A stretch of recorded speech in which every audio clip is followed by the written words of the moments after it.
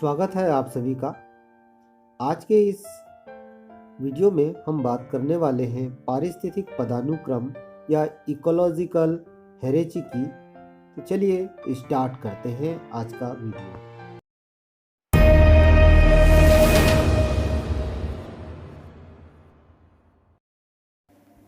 आपने पढ़ा होगा वर्गीकीय पदानुक्रम, जिसमें टैक्सॉन को जब एक व्यवस्थित क्रम में अरेंज किया जाता है तो वर्गीकीय पदानुक्रम का निर्माण होता है।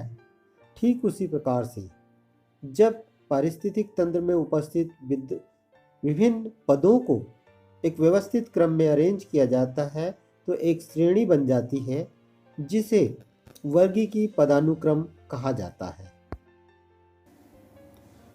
पारिस्थितिक पदानुक्रम जैविक जीवों की व्यवस्था का वर्णन करता है। पदानुक्रम के सबसे सरल स्तर पर व्यक्तिगत जीव होते हैं। पदानुक्रम को जब आगे बढ़ाया जाता है तो जीवों के बीच संबंधों का वर्णन करने के लिए और अधिक जटिल तरीके खोजे जाते हैं। ये अंत में जीवमंडल में परिणत हो जाते हैं, जो ग्रह पृथ्वी पर सभी जीवित जीवों की समग्रता का वर्णन करते हैं। इसे इन चित्रों के माध्यम से और सरल तरीके से समझ सकते हैं। आप देख रहे हैं कि किसी इकोसिस्टम में कौन कौन सी चीजें हो सकती हैं। किसी पारिस्थितिक तंत्र में बायोस्फीयर हो सकता है, इकोसिस्टम हो सकता है, ऑर्गेनिज्म हो सकता है, पॉपुलेशन हो सकता है, कम्युनिटी हो सकती है, जाति हो सकती है। जब इनको इनके सरलता से जटिलता की क्रम में अरेंज किया जाता है तो टैक्सोनॉमिक हेरेची का निर्माण होता है। इस डायग्राम में अगर हम देखें तो हमने सबसे पहले सरल जीव ऑर्गेनिज्म को रखा, फिर उसके बाद उसकी स्पीसीज, पॉपुलेशन, कम्युनिटी, इकोसिस्टम और बायोस्फीयर को रखा।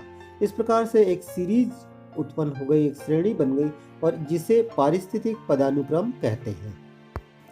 अर्थात पारिस्थितिक पदानुक्रम का अर्थ है एक दर्जित श्रेणी में व्यवस्थित होना होता है। इस प्रकार दर्जित श्रेणी पारिस्थितिक समूह की एक श्रेणी को पारिस्थितिक पदानुक्रम कहते हैं। चलिए अब हम देखते हैं पारिस्थितिक हिराकी के लक्षण। इसके प्रमुख लक्षणों में जैविक इकाई के प्रत्येक स्तर की एक विशेष संरचना एवं कार्य होते हैं। जैसे जीवों के, जनसंख्या के, कम्युनिटी के अपने अपने कार्य होते हैं। दूसरे लक्षण देखिए, छोटी छोटी जैविक इकाइयां समन्वित होकर संगठन के अगले उच्च स्तर का निर्माण करती हैं। तीसरा देखिए, पारिस्थितिकी में केवल जीवधारी ही स्वतंत्र अस्तित्व वाले होते हैं, जबकि जीवधारी से छोटे स्तर की इकाइयों का स्वतंत्र अस्तित्व नहीं होता है। चौथा लक्षण देखिए, कोई भी जीवधारी प्रकृति में अकेला जीवित नहीं रह सकता है। इनके अलावा पारिस्थितिक हिराकी के प्रमुख लक्षणों में सभी जैविक इकाइयां अपने पर्यावरण के प्रति पूर्ण रूप से अनुकूलित होते हैं।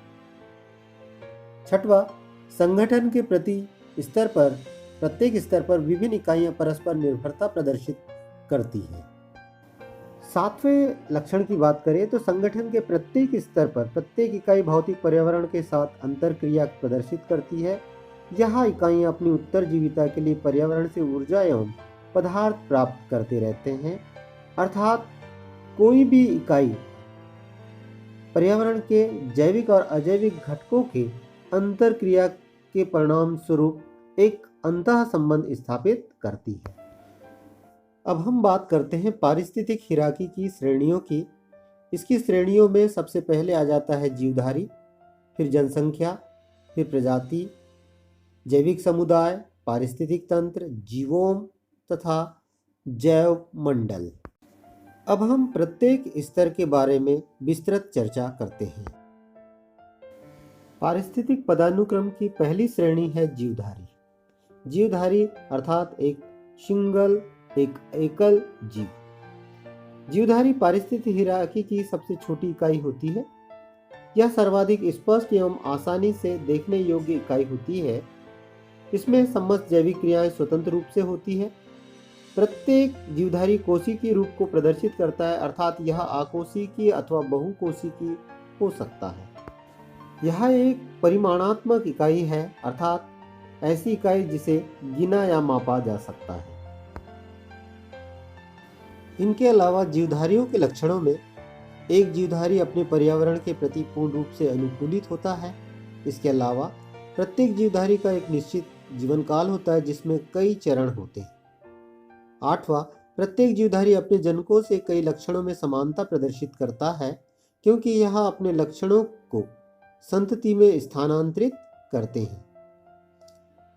प्रत्येक जीवधारी में वृद्धि करने, मरम्मत एवं पुनरुद्भवन, स्वनियमन एवं स्वात्सायी गतियां पाई जाती है।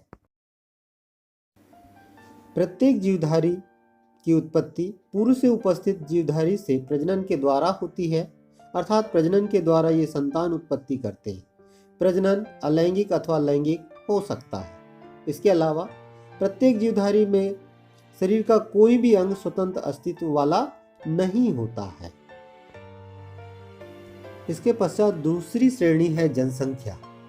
अगर आप डायग्राम देख रहे हो तो इससे ये समझ में आता है कि एक ही जाति के समस्त सदस्यों की संख्या जनसंख्या कहलाती है, अर्थात एक निश्चित स्थान तथा एक निश्चित समय में पाए जाने वाले एक ही जाति के समस्त सदस्यों की संख्या उस स्थान की जनसंख्या कहलाती है। जनसंख्या का अध्ययन जनसांख्यिकी या डेमोग्राफी के अंतर्गत किया जाता है। जनसंख्या का विस्तृत अध्ययन हम एक अलग वीडियो में करेंगे। अब हम बात करते हैं प्रजाति की। किसी जनसंख्या का वह समूह जिसमें संकरण होता है अथवा संकरण की क्षमता पाई जाती है प्रजाति कहलाती है। इसमें की सबसे बड़ी विशेषता यह है कि दूसरी जनसंख्या से इनका जनन संबंध नहीं होता है। मेयर के अनुसार जाति आपस में अंतः संकरण करने वाले जीवों का समूह होती है। अब हम बात करते हैं जैविक समुदाय की, बायोटिक कम्युनिटी की। अगर इस डायग्राम को आप देखें तो ये डायग्राम एक ग्रासलैंड का है जहाँ पर पौधों के साथ साथ विभिन्न जीवधारी यहाँ पर दिखाई दे रहे हैं, अर्थात एक पर्टिकुलर एरिया में, एक निश्चित क्षेत्र में कोई भी जीवधारी अकेले नहीं रह सकता है, बल्कि वह अन्य जीवों के साथ मिलकर रहता है और इसे ही हम कम्युनिटी के नाम से जानते हैं। अर्थात एक निश्चित भौगोलिक क्षेत्र में पाए जाने वाले विभिन्न जीवों के समूह को जैविक समुदाय कहा जाता है। अब हम बात करते हैं पारिस्थितिक तंत्र की। पारिस्थितिक तंत्र प्रकृति के किसी एक अंश या भाग में पाए जाने वाले जैविक तथा अजैविक अंशों का योग होता है। यह जल की एक बूंद के समान हो सकता है या महासागर की तरह विशाल हो सकता है। डायग्राम में आप देख सकते हैं कि 3 अलग अलग पारिस्थितिक तंत्र को बताया गया है। अब हम बात करते हैं जियोम या बायोम की। जियोम या बायोम प्रकृति के या पृथ्वी के ऐसे बड़े भूभाग होते हैं जिनका अपना एक मौसम होता है, जिनका अपना एक जियोग्राफिकल रीजन होता है तथा जिसमें कुछ विशिष्ट प्रकार के जीव ही पाए जाते हैं, चाहे वो पौधे हो या जंतु हो। जैसे रेगिस्तानी बायोम या सवाना बायोम या टुंड्रा बायोम या सागरी बायोम की बात कर सकते हैं। और अंत में हम बात करते हैं जैवमंडल या बायोस्फीयर की। जैवमंडल या बायोस्फीयर से तात्पर्य है पृथ्वी का वह भूभाग जहां पर जीवन के पाए जाने की संभावना होती है, अर्थात पृथ्वी के धरातल से लेकर बहिर्मंडल वातावरण को हम जैवमंडल कह सकते हैं, जिसमें मुख्य रूप से स्थलमंडल, वायुमंडल और जलमंडल सम्मिलित होता है। अर्थात ये भाग ऐसे होते हैं जहां जीवन पाया जाता है। डियर स्टूडेंट, आज के इस वीडियो में हमने जाना पारिस्थितिक पदानुक्रम को, या जिसे हम इकोलॉजिकल हायरार्की कहते हैं, जिसमें हमने देखा कि पारिस्थितिकी से जुड़े हुए विभिन्न पद सरलता से जटिलता के क्रम में एक श्रेणी का निर्माण करते हैं। चलिए दोस्तों, अब फिर मिलते हैं एक नए वीडियो के साथ। तब तक के लिए नमस्कार।